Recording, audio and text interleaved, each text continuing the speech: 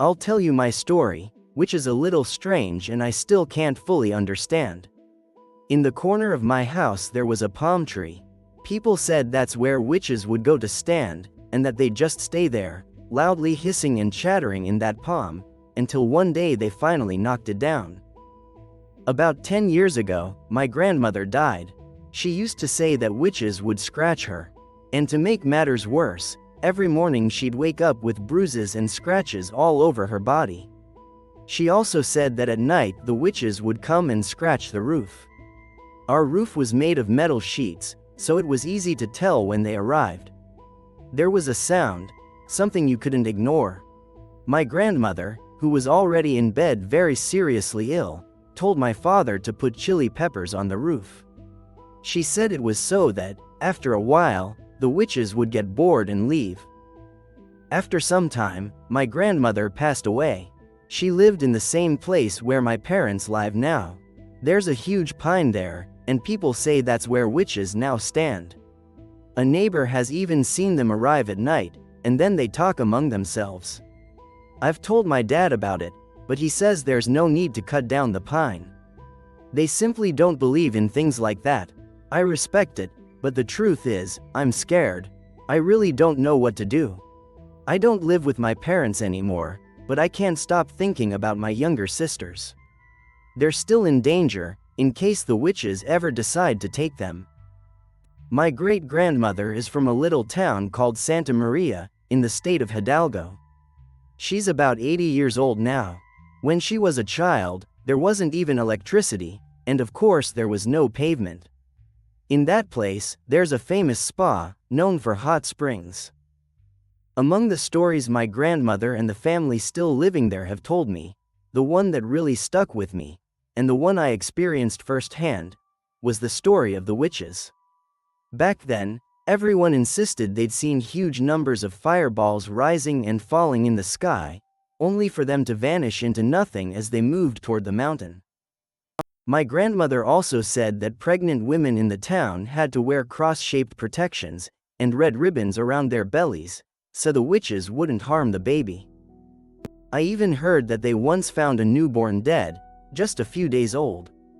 They said they found the baby in its cradle with its stomach opened, and there wasn't a drop of blood or any sign of organs anywhere. Honestly, I thought all of it was an exaggeration, something made up by imagination. When I would visit, I'd even stay in the spa hotels just to avoid those legends and superstitions. But one time, when I went to see my grandmother, she insisted that we stay at her mother's house, my great-grandmother's house.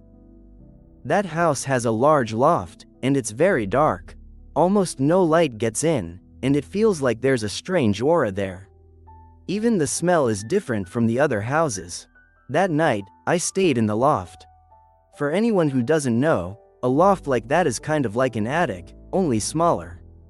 People use it to store sacks of corn and different tools for planting and harvesting.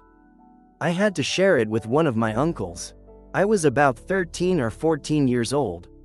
During the night we lit a candle to give some light through the window, so the reflection could brighten the room.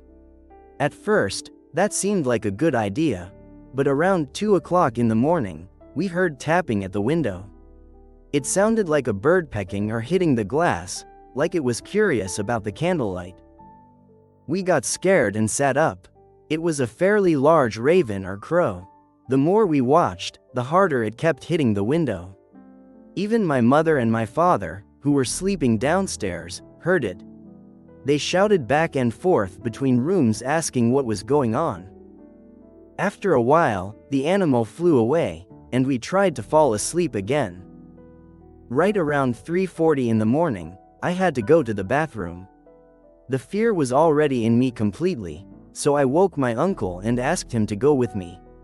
The bathroom was outside, in another area of the yard.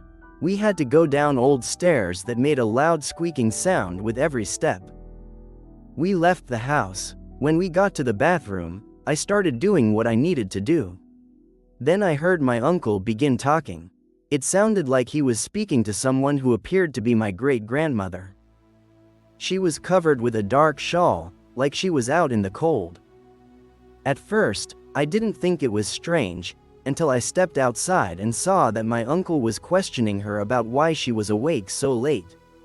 Then, whatever that thing was, whatever looked like my grandmother, started disappearing right in front of our eyes, carried away by the wind, fading as if it wasn't even solid anymore. I was terrified. We ran back inside to wake my parents and my grandmother, who was still sleeping deeply. We told them what happened, and they said it was a witch. They calmed us down and sent us back to bed. My grandmother is very brave, so this time she slept with us upstairs.